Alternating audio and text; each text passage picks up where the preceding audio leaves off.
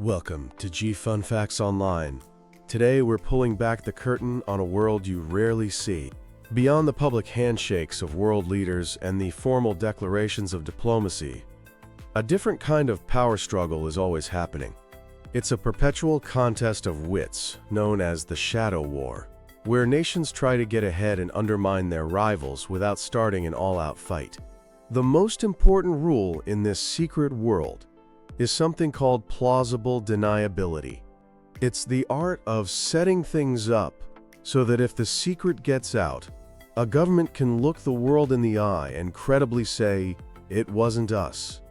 This hidden dance of secrecy and influence has shaped our world for decades, and it's more important than ever in our hyper-connected age. So how does it work? Let's start with the blueprint written during the Cold War. This was the crucible for modern covert action.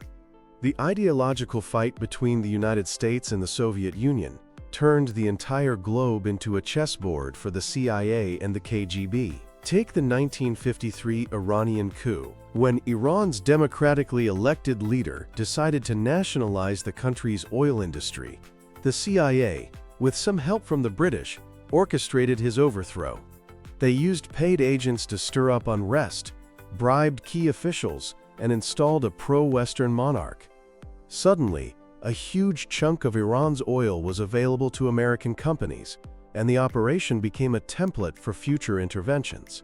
But these plans don't always go smoothly. The 1961 Bay of Pigs invasion is a classic case of plausible deniability, failing spectacularly. The plan was for the CIA to use a force of trained Cuban exiles to overthrow Fidel Castro, allowing the US to deny any direct involvement. But the plan was flawed.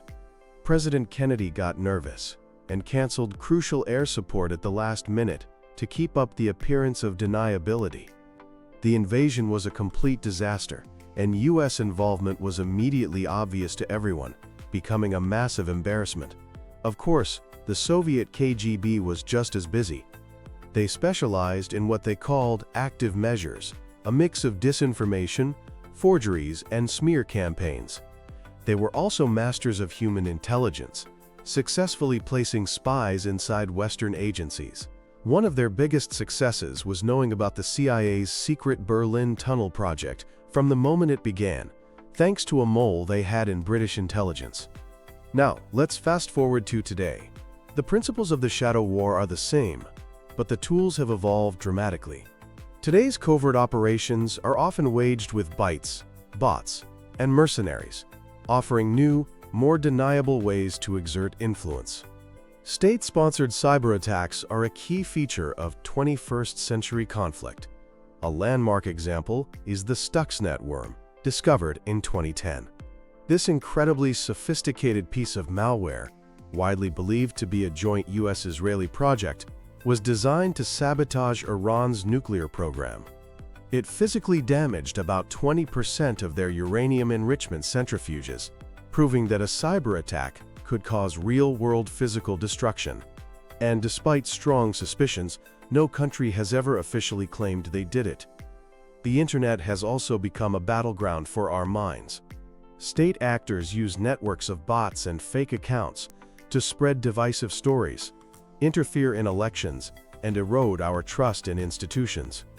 Russia, China, and Iran have all been accused of creating fake news sites and using social media influencers to push their agendas, often amplified by unsuspecting people who share the propaganda.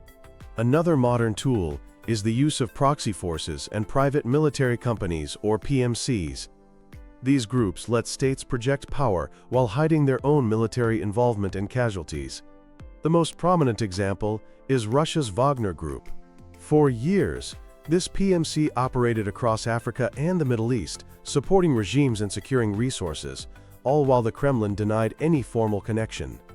It was the perfect deniable army, until 2023, when President Putin himself admitted that the Russian state had been funding the group all along, shattering that carefully built wall of plausible deniability.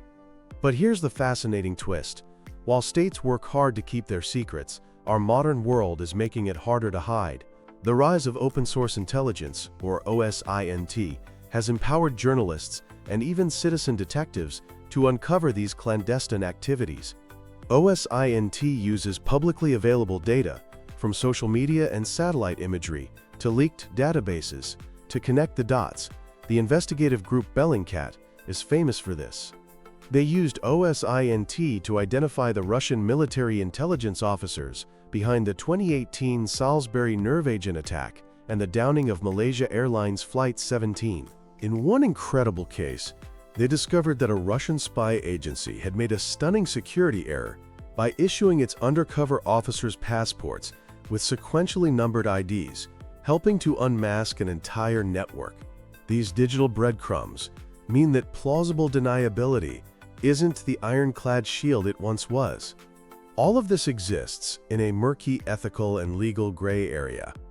When a state can secretly interfere in another's business, it challenges the very idea of a rules-based world and can lead to a dangerous cycle of low-level conflict. The shadow war is not a relic of the past. It's an enduring feature of our world.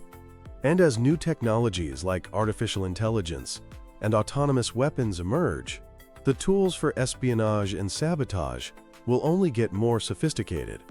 But in an age of unprecedented information sharing, the line between what's secret and what's exposed is thinner than ever, ensuring this clandestine struggle will continue to be a critical part of global politics. Thanks for listening to Fun Facts Online.